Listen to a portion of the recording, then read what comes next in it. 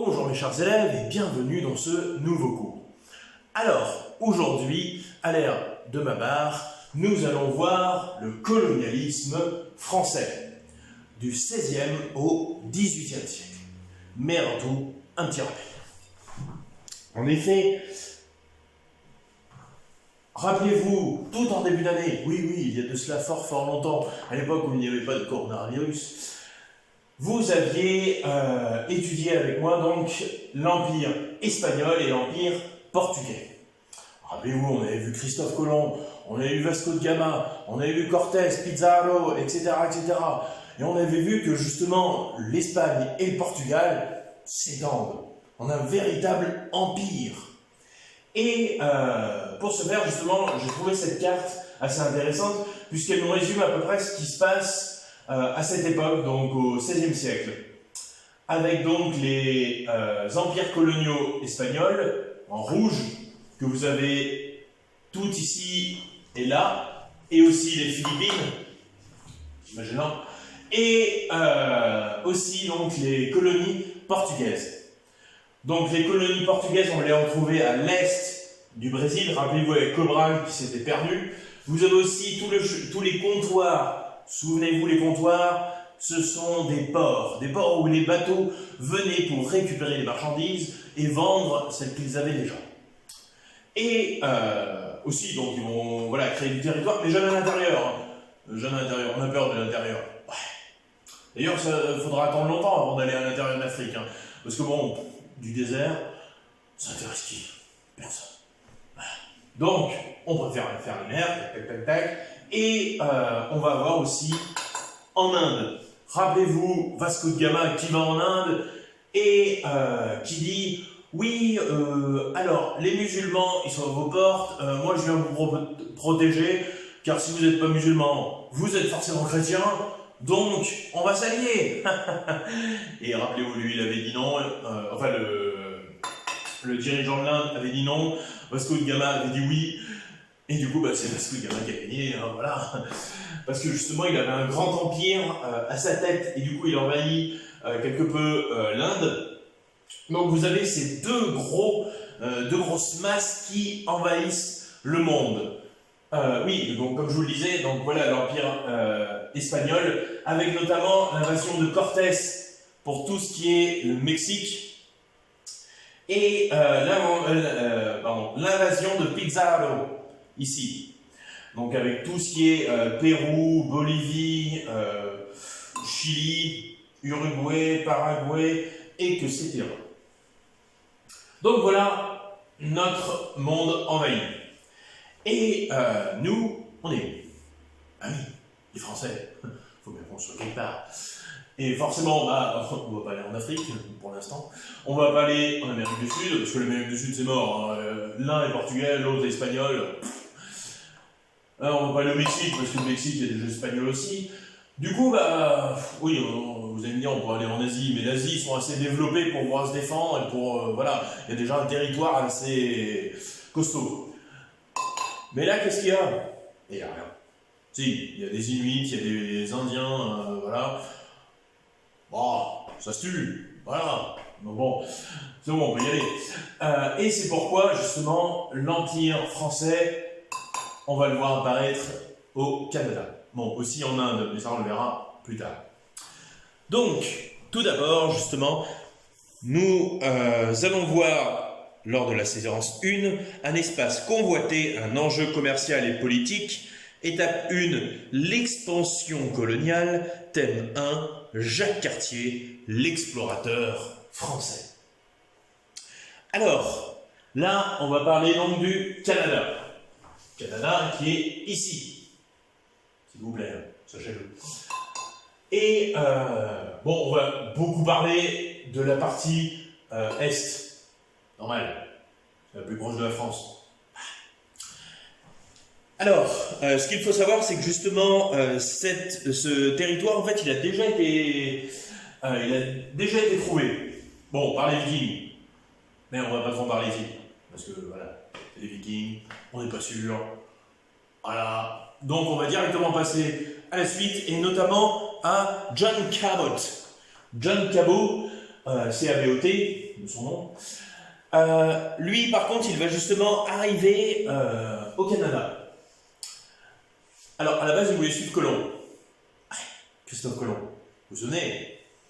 Christophe Colomb, il part d'ici et il va là. Ouais. Canada. Ça veut dire quand même que le gars, là, John Cabot, il s'est paumé. Parce que lui aussi voulait à Cipango. Rappelez-vous, Christophe Colomb, on avait dit justement, il avait dit oui, je vais aller à Cipango parce que bah là, il n'y a rien. Donc je vais aller directement à Cipango. Cipango, qui était notre actuel Japon. Mais voilà, Christophe Colomb, on l'a découvert, c'est complètement paumé. Puisqu'il oubliait qu'il y avait juste ce petit territoire au milieu. Et Christophe Colomb va donc envahir petit à petit, etc. Après, on l'a vu. Mais en parallèle, justement, John Cabot, pour un petit peu faire face à la concurrence espagnole, se dit attends, moi aussi, je vais y aller dans les Antilles, là-bas, enfin, en Cipango, pour essayer de choper le marché avant les Espagnols. Le problème, c'est qu'il va se tromper. Donc vous vous rendez compte quand même, Christophe Colomb s'est trompé, et John Cabot s'est trompé de l'erreur de Christophe Colomb. Ils sont un peu marteaux tous, hein. Bon. Mais bref, donc ne faites jamais d'erreur, ça peut. Et du coup, il va faire l'erreur, il va tomber donc au Canada. Alors, au Canada, ce qu'il faut savoir, c'est que justement, il va arriver à Terre-Neuve. Attendez, une petite. Voilà. Alors, Terre-Neuve, c'est où? C'est ici. Donc, le Canada et Terre-Neuve. Est-ce qu'on le voit bien? Oui. Donc, Terre-Neuve, justement, donc c'est ce territoire tout au bout. Là, c'est le Labrador, justement, on va le voir. Donc, Terre-Neuve et le Labrador. Donc, les deux territoires assez importants pour ce cours-ci, vraiment à connaître. Alors, donc, John Cabot, il arrive à Terre-Neuve, là-bas. Attendez. Oui, voilà. Quelle belle. Donc voilà, il arrive à Terre-Neuve, le problème c'est que, voilà, il ne trouve pas quelque chose d'intéressant à part une chose. Une chose qu'il n'y a pas forcément en France, mais qu'il va y avoir plus tard, et que les Portugais raffolent. Et oui, la bacalao, la morue, puisque c'est ici que justement John Cabot va commencer le commerce de la morue. Et oui. Et c'est pour ça d'ailleurs que maintenant les Portugais ont de la morue, c'est parce que, comment il s'appelle? Un certain, un certain Le Laboureur, donc qui était, un explorateur, part et lui va découvrir le Labrador. Et justement, avec ce commerce de la morue, il va ramener le Portugal, de la morue, enfin voilà. Donc la morue ne vient pas du Portugal, mais à la base du Canada. Et oui. Enfin, il me semble, hein. Après, je me tort, hein. Mais bon, j'ai toujours raison, donc ce serait bizarre. Bref. Donc, il va commercer cette morue, justement, mais par contre, il ne peut pas revenir de son prochain voyage. Donc, il meurt. Donc John Cabot, il développe ce territoire, mais il va aussi découvrir des civilisations, et notamment les Béotucs. Alors vous prenez, c'est comme vous voulez, mais pour les intimes, les Béotucs, vous verrez, c'est dans le cours. Donc les Béotucs, il les découvre, c'est un petit village, 500-700 habitants, pas beaucoup. Bon, bien sûr, au cours des années, on va tous les exterminer, parce que oui, c'est pas drôle sinon. Et du coup, ces Béotucs, donc au début, sont 500 à 700. Ce qu'il faut savoir, c'est quand John Cabot ou le Laboureur découvrent ces civilisations, ils font pas différence. C'est-à-dire pour eux, un Iroquois, un autre Indien et les Béotucs, c'est tout la même chose. C'est des Indiens, des Canadiens, on s'en fout. Et en fait, il va falloir attendre justement Jacques Cartier. Mais ça, on va le voir. Alors, attendez. Alors, maintenant, justement, on va voir quelque chose, à savoir, donc, on a vu John Cabot. John Cabot, il découvre Terre-Neuve. il fait le commerce de la morue. Et ensuite, vous avez le laboureur qui, lui, va découvrir le Labrador. Terre-Neuve, Labrador.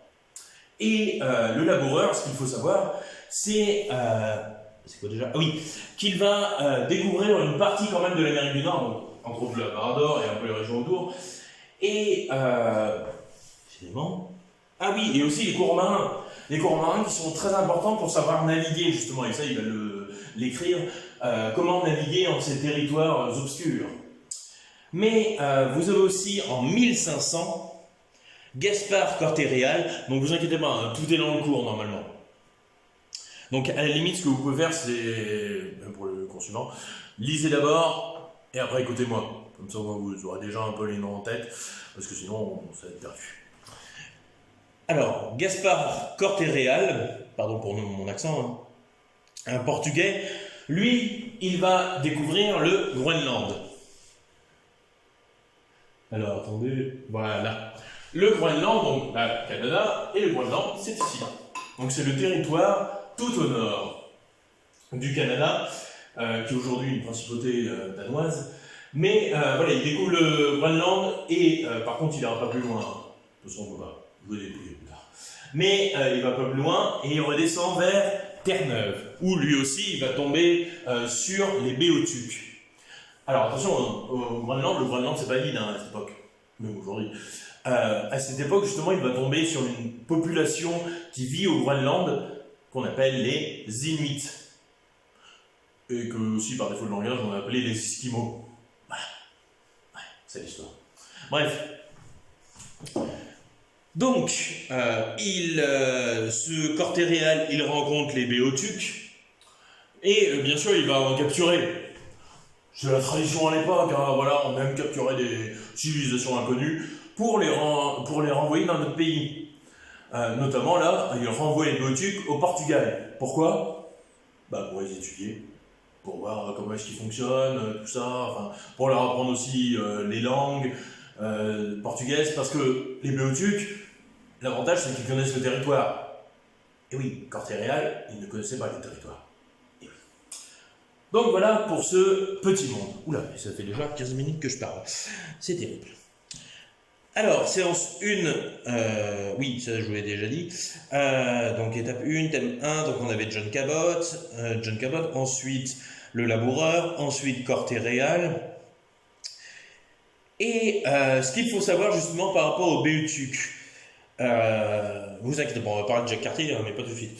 Par rapport aux Béotucs, ce qu'il faut savoir, c'est qu'en fait, plusieurs explorateurs vont venir tout au long des siècles. Donc là, on l'a vu en 1500, voilà, ils débarquent déjà, ils sont 500 à 700 Béotucs, et en fait, petit à petit, ils vont disparaître. Jusqu'en 1829, où ils disparaissent complètement. Il n'y a plus de Béotucs. Aujourd'hui, ça n'existe plus. Alors, en fait, à quoi c'est dû? Eh bien, tout d'abord, par exemple, à la première Béotuc, du moins, pas la première, mais une grande femme Béotuc dont on va retrouver des traces, qui s'appelle Démasduit. Voilà, vous m'excuserez mon béatucien. Démasduit, qui était ramenée de force, bien sûr, parce que sinon, c'est pas drôle. Donc on la ramène, on tue son mari et on laisse mourir son enfant de faim, enfin son bébé de faim, voilà, et on la ramène comme ça et on va on va vouloir la rendre européenne. Alors oui, là je vois déjà Juliette qui est en train de hurler à la mort, que c'est intolérable, tout ça. Oui, c'est intolérable, c'est pas bien. Mais les gens à cette époque s'en foutent royalement. Ouais, vous allez voir, on n'est pas au bout de nos surprises.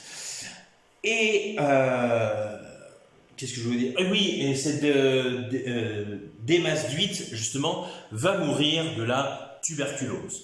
Et oui. Parce qu'il faut savoir, c'est que les Européens, en arrivant sur le territoire, vont amener des maladies qu'il n'y avait pas avant sur ce territoire. Ils vont amener des maladies européennes. Le problème, c'est que les Européens sont à la limite immunisés, mais les Canadiens, pas du tout. C'est pour ça que... oui. Et ensuite, vous avez aussi la nièce, donc Shana Diit, qui, pareil, va être capturé, justement, et voilà, et qui va choper aussi la tuberculose et qui va mourir. Et c'était parmi l'une des dernières, justement, restantes. Donc voilà, elle va mourir de la tuberculose et ainsi les béotucs vont s'éteindre. Voilà. RIP. Donc oui, en 1829, la pollution s'éteint. Mais bref, revenons-en à ce qui nous intéresse. À savoir, donc, Terre-Neuve. Donc comme je vous l'ai dit, oui, je vais vous le répéter, mais c'est pour vraiment que ça rentre. Donc John Bolt, il découvre Terre-Neuve. Il fait le commerce de la morue. Et ensuite, justement, vous avez le laboureur qui va découvrir aussi le Labrador. Et ensuite, Corté-Réal, qui lui va découvrir la civilisation inuite. C'est la photo que vous avez ici. Et oui, en fait, d'ailleurs, ce qu'on peut remarquer, c'est que ça c'est une photo actuelle. Les maisons ressemblent beaucoup aux maisons danoises, parce que justement, aujourd'hui, c'est une principauté danoise. Donc ça, c'est le Groenland. Et là-bas, alors il me semble que c'est des Masduit, ou Chanawid. Enfin bref, c'est une béotuc. Alors, oui, alors pourquoi je vous ai mis une photo ici de New York? Tout simplement parce qu'en fait, c'est à cette époque que va découvrir la grosse pomme. New York, justement. Et voilà, vous voyez, des grandes villes comme ça vont émerger, justement. Bon, au début, c'est juste 3 maisons et voilà, une église. Hein. Faut pas croire, hein, ça a mis quand même longtemps à devenir une très grosse ville, comme aujourd'hui. Allez, voilà. Attendez, j'ai pas autre chose à vous parler. Hein. Non. Alors, juste un petit point par rapport aux explorations. Le nord du Canada. Donc, vous voyez toute cette zone-là, là c'est le Canada. Hein. Toute cette zone ici, vous voyez ce trajet, 20e siècle. Et oui, c'est-à-dire là, on part en 1903, on arrive ici en 1906. 3 ans pour faire ça. Et on est en 1903. Vous vous rendez compte? Il a fallu des siècles et des siècles pour réussir à enfin aller vers le nord. Pourquoi? Tout simplement parce qu'il fait très froid et que nous, que les bateaux de l'époque n'étaient pas assez costauds pour supporter justement le froid. Aujourd'hui, on a des bateaux, voilà, on s'en fiche, hein, on brise la glace et YOLO. Mais à l'époque, ça devient compliqué. Alors, revenons-en à nos moutons, et notamment avec nos Français. Mince, je vais encore aller trop loin. Zut. Ah non. Alors, Français, notamment, on va parler ici de François Ier. Rappelez-vous, François Ier, nous sommes au XVIe siècle. On en avait parlé de François Ier, il me semble, avec Charles Quint. Souvenez-vous, il y avait Charles Quint, il y avait Soleiman, et il y avait François Ier. François Ier, donc, qui est le roi de France. Alors, François Ier, justement, il veut aussi les richesses. Il se dit, il y a les autres qui ont ramené de la morue, il y en a d'autres qui ont ramené des autochtones, les béotucs. Il faudrait peut-être qu'on envoie quelqu'un pour avoir les richesses. Et bien justement, c'est ce qu'il va faire. Et pour ce faire, il va envoyer un explorateur, l'explorateur Verrazzano. Oui, voilà. Je ne sais pas s'il est français pure souche, mais en tout cas, c'est François Ier, roi de France, qui l'envoie en 1520. Soit 20 ans après Gaspard Cortés Real. Donc, vous voyez, quand même, voilà, ça a pris du temps pour se faire. Et oui, c'est lui qui, justement, comme je vous le disais, va découvrir la nouvelle Angoulême. Alors, Nouvelle-Angoulême, qu'est-ce que c'est? Eh bien, c'est ce que je vous parlais avant, c'est New York. Et oui, ils ne sont pas arrivés, ça s'appelait New York, non. Au début, ils l'ont appelé la Nouvelle-Angoulême, parce que New York, à la base, était française. Et oui, cocorico. Alors, justement, il découvre donc New York, mais ne découvre pas de passage au nord. C'est-à-dire que, voilà, on est à peu près ici. Là, il bug. C'est-à-dire qu'il n'arrive pas à remonter. C'est ballot, me direz-vous. Parce que justement, là, vous avez, voilà, vous avez Terre-Neuve ici. Vous avez là le Labrador. Vous voyez quand même que les autres explorateurs sont allés bien au nord. Et là, Verrazzano, il bug. Bon, il a quand même découvert la Nouvelle-Angoulême. C'est déjà pas mal. Et, mon Dieu, s'il savait qu'il avait découvert en fait la plus grosse ville, enfin, qui allait devenir la plus grosse ville, bizarre. Mais bref.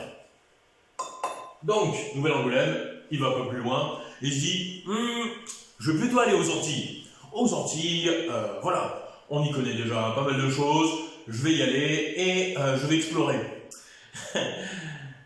Et il va mourir bouffé par des anthropophages. Voilà. Anthropophages, c'est des cannibales. Voilà. Ouais, à cette époque, on pouvait mourir soit d'une flèche empoisonnée, soit un animal qui vous bouffait, soit un humain qui vous bouffait, soit noyé, soit de maladie. Bref, vous aviez vraiment un choix diversifié de morts. C'était la grande ambiance. Bref. Donc, ce qu'il faut savoir, c'est que, justement, là va arriver Jacques Cartier en 1534. Oui, 10 ans après. Ouais, mais on aime bien faire les choses posées. Donc bon. Alors, justement, vous avez un document ici. Alors, normalement, il est là. Donc, ce document, justement, nous présente un petit peu le voyage de Jacques Cartier. Alors, je vais vous lire le texte et après on répondra aux questions. Alors, mission confiée par l'amiral Chabot. Attention, Chabot, pas Cabot. L'amiral Chabot, ou Chabot, pour les intimes, amiral de France. Voyager, découvrir et conquérir Neuve-France, ainsi que trouver par le nord le passage au Cathay, ou Cathay, ancien nom donné à la Chine en Europe au XVIe siècle. Donc oui, eux, ils voulaient vraiment aller, en fait, le principe de Jacques Cartier, j'ai oublié la réponse ou pas? Oh, c'est bon, je peux le dire. En fait, le principe de Jacques Cartier et de François Ier, c'est bon, découvrir les terres, mais surtout de trouver une route autre. Et oui, parce que pour aller en Inde ou en Chine, où il fallait passer? Par l'Afrique, portugais. Par l'Amérique du Sud, portugais, espagnol. Donc lui, il s'est dit, j'ai réfléchi, on va passer par le nord. Et c'est pour ça que d'ailleurs, Verrazzano ne va pas aller directement vers le sud, qui va remonter à Nouvelle-Angoulême et qui va essayer d'aller vers le nord. C'est pour passer au-dessus du Labrador. Mais bon, on va se rendre compte que c'est pas possible. Et Jacques Cartier, lui, justement, il veut découvrir un chemin. Donc on va voir. Donc voyager, découvrir et conquérir la France, ainsi que trouver par le nord le passage au Cathay. François Ier, roi de France. Voyager du royaume vers Terre-Neuve pour découvrir certaines îles et pays où l'on dit qu'il doit se trouver grande quantité d'or et d'autres riches choses. Ouais, voilà, donc vous voyez, on y va pour le fric. Et oui, oui, oui. Bonjour les péchés. Alors, décrivez la zone explorée. Donc là, justement, cette zone, notamment via les cartes que vous avez sous les yeux, qu'est-ce que vous pouvez me dire, justement, sur les zones qui sont découvertes? Alors, je laisse réfléchir.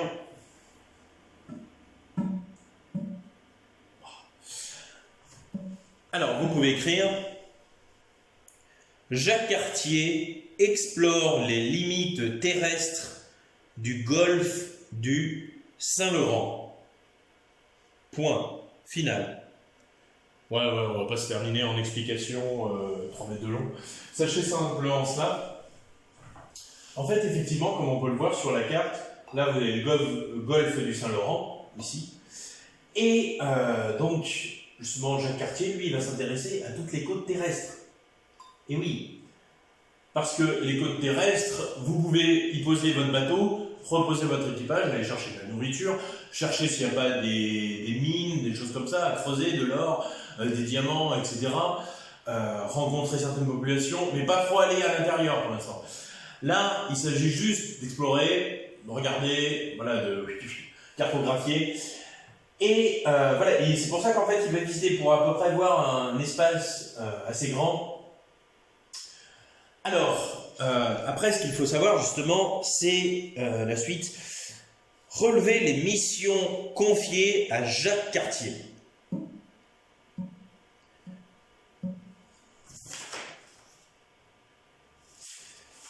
Alors, vous pouvez écrire le commanditaire François Ier l'envoie en quête de richesse à Terre-Neuve en 1534. Point. L'amiral Chabot souhaite que Cartier fasse la conquête de Terre-Neuve et trouve le passage au Cathay. Donc là, vous voyez, on a trois objectifs, pardon. Le premier, c'est celui de chercher les richesses. Donc ça, c'est François Ier qui lui dit, voilà, vous y allez, vous récoltez les richesses et vous revenez. Point. Et vous avez l'amiral Chabot qui, lui, dit aussi de voyager, de conquérir les territoires autour. Voilà, c'est l'amiral Chabot, c'est un amiral, c'est-à-dire il avait à sa tête plusieurs flottes de bateaux. Donc c'est pour ça qu'il veut conquérir les mers, justement, pour avoir beaucoup plus de pouvoir. Et l'amiral Chabot donc, dit à Jacques Cartier, oui, vous me découvrez les terres aux alentours, et surtout vous me découvrez un passage au nord, pour après faire des routes et conquérir les mers du nord. Voilà. Alors, plusieurs choses à savoir. Est-ce que j'ai des cartes? Oui, j'ai pas des cartes. Magnifique. Alors, ce qu'il faut savoir maintenant, les petites anecdotes bien sympathiques, c'est-à-dire que Jacques Cartier va arriver donc en 1534 justement donc en Terre-Neuve ici, et il va rencontrer des civilisations autres que les Beothuk. Donc, il va rencontrer les Micmacs. Ouais, non, pas les Big-Mac, les Micmacs. Et les Micmacs, donc, ils vont commercer ensemble. En fait, c'est les premières relations commerciales qui vont s'établir entre des autochtones. Autochtones, hein, c'est des personnes vivant dans voilà, un autre pays. Les autochtones et les Français. Donc, c'est les premières relations commerciales. C'est assez important. Donc, les Micmacs. Ensuite, il va rencontrer donc les Iroquois. Alors, ce qu'il faut savoir, c'est que les Iroquois, quand même, ils ont un large territoire. Hein, et ils viennent, en fait, en Terre-Neuve et aussi dans la baie des Chaleurs, notamment ici, pour y pêcher. Et oui, rappelez-vous, la morue. Mais il y avait d'autres poissons aussi, je suppose. Je ne m'y connais pas trop en pêche du golfe du Saint-Laurent. S'il y a des connaisseuses, hein, voilà, n'hésitez pas à vous manifester. Et au début, donc, il y a une bonne entente. Voilà, ils sont bien avec les Iroquois, tout ça, voilà, une bonne entente. Mais bien sûr, nous sommes Européens, et oui, et nous allons vouloir conquérir. Et c'est ce que va faire Jacques Cartier. Il va conquérir justement cette baie des Chaleurs, et il va y mettre une croix. Alors, question toute bête, pourquoi une croix? Bon, je pense que vous l'avez deviné. D'une part, déjà, c'est pour marquer son territoire. La France est ici, oui. Et surtout aussi pour marquer, c'est un territoire chrétien, et oui. Mais attendez, la meilleure, c'est que quand il y a le chef iroquois qui arrive et démarque et lui dit oui, ta croix, elle est pas super, là. Moi je l'aime pas. Je l'aime vraiment pas. C'est un symbole de pouvoir, tu veux nous envahir, ça y est. Et là, Jacques Cartier va lui sortir la meilleure punchline. Il va pas lui dire oui, je vous envahis, c'est une croix chrétienne. Non, non. Il va juste lui dire alors, oui, non, en fait, c'est un point de repère. Bah ouais. Bah là, au cas où on se perdrait. Hein. Voilà. Maintenant, on a un point de repère, c'est une grosse croix. En sachant quand même que la croix en question fait 9 mètres. Hein. Donc bon, une croix de 9 mètres comme ça. Ouais, non, c'est un point de repère. Voilà, au cas où on se perd. Hein. Voilà. La croix de 9 mètres, on la voit tout de suite. Voilà. Bon, bien sûr, c'est pourquoi ils vont gober, hein. Bon, ici. Et Voilà, donc il assume vraiment pas. Et ensuite, il va vouloir découvrir le Saint-Laurent. Alors, le fleuve Saint-Laurent, ce qu'il faut savoir, c'est que c'est ici. Donc c'est ce qui se dirige à Québec, puis à Montréal, c'est un grand fleuve du Canada. Donc, vous voyez, Terre-Neuve, tac, tac, tac, tac, on fait le tour, et là on va essayer d'aller dans le fleuve Saint-Laurent. Le problème, c'est qu'on va pas y arriver. Et oui, parce qu'on connaît mal, en plus, on ne sait pas vraiment... Pardon, j'ai été interrompu. Alors, comme je le disais, donc voilà, il fait son petit tour, et paf, il ne peut pas aller au fleuve Saint-Laurent. Alors, qu'est-ce qu'il va faire, justement? Oui, c'est qu'il va revenir. Mais attention, il ne va pas revenir seul. Eh ben non. Enfin, il revient déjà avec son équipage, ce qui est déjà pas mal. Et il revient aussi avec 2 Indiens. Alors, Domagaya et Taïgoani. Voilà. On va les appeler Doma et Taï, hein, voilà, pour plus de simplicité. Donc Doma et Taï, il les embarque justement. C'était deux fils d'un chef indien justement. Et il va embarquer tout ce petit monde. Et direction justement la France. Et on ramène en fait ces 2 Indiens pour vraiment découvrir un peu leur peuple, leurs coutumes, etc. Et surtout aussi pour leur apprendre le français. Pourquoi leur apprendre le français? Eh bien, tout simplement pour qu'ils les guident. Et oui, puisque, imaginez, les Iroquois, eux, ils connaissent toute la région. Hein. Donc le fleuve Saint-Laurent, pour eux, voilà, ils savent le remonter. Et c'est pourquoi, justement, ils ont besoin d'apprendre le français pour expliquer à chaque quartier comment on va dans ce fleuve. Et oui, c'est l'histoire. Donc, à la suite de ce premier village, comme je vous l'ai mis, donc chaque quartier revient en possession des 2 fils, donc Doma et Taï. Donc je vous l'ai mis, hein, donc il emmène en France pour les éduquer, etc., etc. Alors, ce qu'il faut savoir, c'est que la découverte du Saint-Laurent aura bientôt 485 ans. Et oui, puisqu'il a été découvert le 15 mai. C'est dans 6 jours. Oui, c'est vrai qu'en ce moment, tout le monde voit que la date du 11 mai. Mais bon, il y a aussi le 15 mai. Et 19 mai, pardon. 19 mai, autant pour moi. Donc le 19 mai, nous fêterons les 85 ans de la découverte du Saint-Laurent. Qui va le fêter? Personne. Bref, donc ce jour du 19 mai, c'est le jour du départ, justement pour découvrir ce fleuve Saint-Laurent. Et ils vont donc remonter le fleuve en barque. Et attention, hein, ça va être épique. Donc là, c'est l'Indien avec les 2 fils dont je vous parlais. Et ils vont remonter voilà, le Saint-Laurent. Bon, comme vous le voyez sur cette image, c'est pas évident. Oui, si ça va, vous pouvez à peu près voir. Donc là, il y a la barque, là, il y a les Européens. Et vous pouvez le voir, voilà, avec les nombreuses vagues, tout ça. Enfin, le Saint-Laurent, c'est pas la joie, hein, faut aimer ramer. Hein. Donc bon. Alors, cette situation, en fait, elle se passe un peu plus loin, puisqu'en fait, il va jusqu'à Montréal.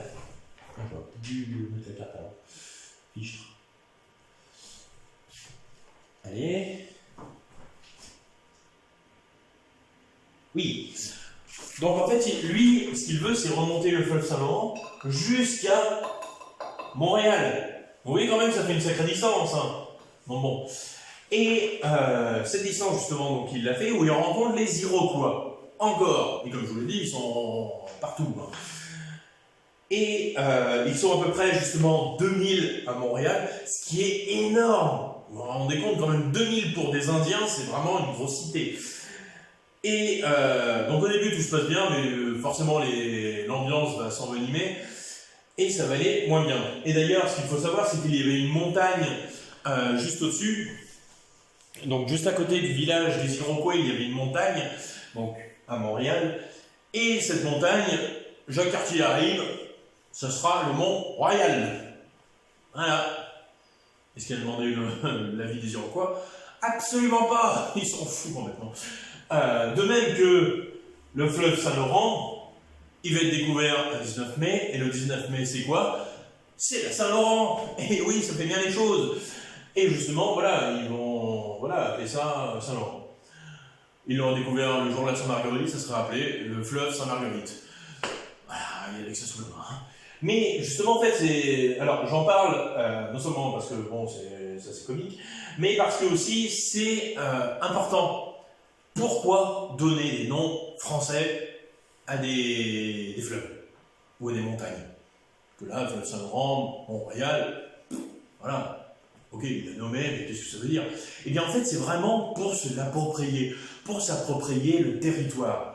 Voilà, vous voyez, fleuve Saint-Laurent. Saint-Laurent, c'est la France, monsieur. C'est nous qui l'avons découverte. Bon. Et de même que Rio de Janeiro, c'est voilà, la traduction de Rio, parce que la ville de Rio de Janeiro a été découverte en janvier.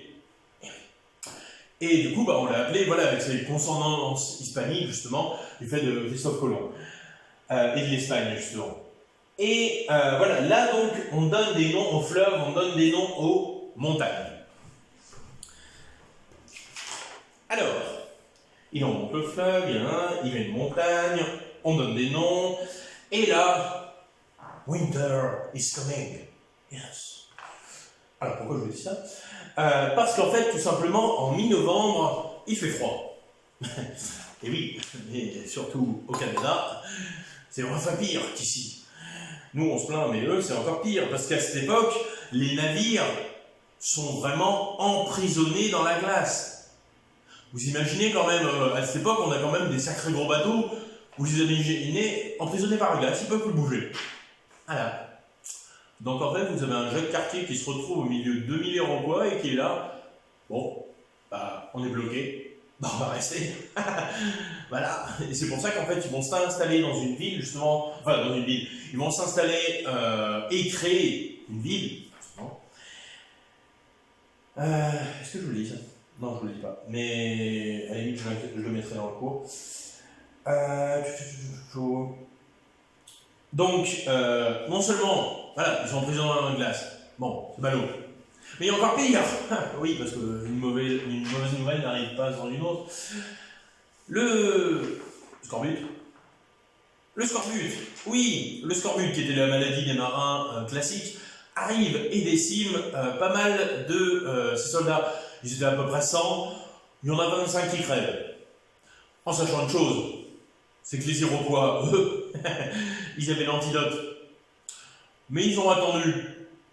Ils ont attendu un petit peu. Parce que vous voyez, voilà, ils se disaient, ouais, Jacques Cartier nous a un petit peu enfloué. Voilà, on va un petit peu le faire en vérité. Serait-ce le premier chef de l'histoire? Peut-être.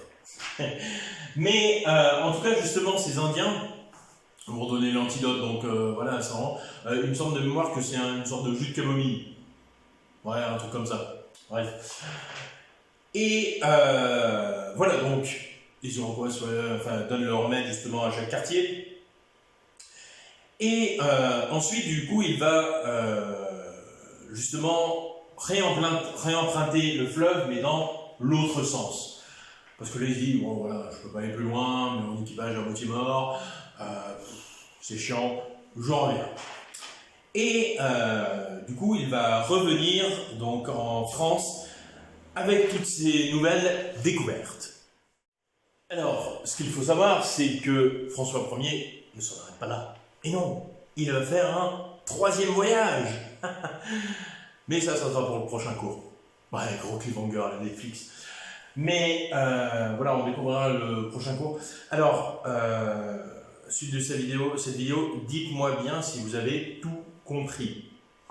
N'hésitez pas à regarder bien le cours, justement, pour vraiment tout comprendre, voilà. Et si il y a des choses que vous n'avez pas comprises, n'hésitez pas à me le dire. Je le réexpliquerai, il n'y a pas de souci. Voilà, parce que bon, c'est vrai que voilà, je parle, mais c'est vrai que je peux être parfois un peu confus. Donc n'hésitez pas, si vous n'avez pas compris, dites-le moi. Voilà. Et sur ce, il ne me reste plus qu'à vous souhaiter une bonne journée. J'espère que vos vacances, oui c'est vrai que je n'ai pas refait de vidéo depuis. J'espère que vos vacances se sont bien passées, que vous êtes reposés, que vous avez commencé vos pièces de théâtre. D'ailleurs, à ce propos, j'en profite de cette petite vidéo pour vous dire, la pièce de théâtre, ne la faites pas, enfin ne la jouez pas en entier. Je veux juste le passage que vous avez choisi. Hein. Voilà. Et pas la peine de la prendre par cœur, vous aurez la feuille sous les yeux. Bon, il s'agira simplement pas de me faire un... Donc, aujourd'hui, je vais vous faire ça et ça et ça. Non, je veux un minimum, vous voyez, me parler comme je vous parle et zioter parfois. Bon, un minimum. Mais voilà, pareil, si vous avez des questions sur la pièce de théâtre, vous me le dites. Si vous avez des questions sur les exposés, vous me le dites. Alors, vous avez peut-être reçu le message de Sieur Directeur, Sieur Simon, mais apparemment, voilà, ça va être compliqué. Ça va être compliqué parce qu'on va être tout restreint.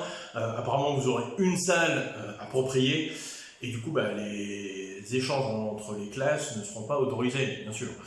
Et là, vous dites, oui, oui, oui, nous allons pas faire exploser devant les premières. Oui, mais si. Voilà. Puisqu'il est exposé, vous les ferez l'année prochaine. Oui. Enfin, après, j'y réfléchis. Soit l'année prochaine, soit l'année prochaine, soit alors entre vous. Allez, faites un vote. Faites un vote si vous voulez, soit avec vous, entre vous, soit avec les autres classes. Comme vous. Ouais, je suis à ce point-là, c'est terrible. Tout part en live, c'est bon. Mais bref, et pour les exposés, voilà, bon, éclatez-vous. Moi aussi, je vais sûrement faire des exposés. Je veux dire deux, oui, les États-Unis, et sûrement peut-être un autre pays si je trouve le temps et l'éclate. Et puis voilà. Bon, je crois que j'ai fini de piailler. Donc n'hésitez pas à me dire si vous avez compris le cours, si vous voulez que les exposés en français et en histoire géo se fassent entre vous. Et puis voilà, moi, histoire géo, j'avais dit que c'était entre vous, mais bon. Et puis, voilà. Donc après tout ce blabla, je vous souhaite une bonne journée, et puis, à une prochaine vidéo. Sûrement la semaine prochaine.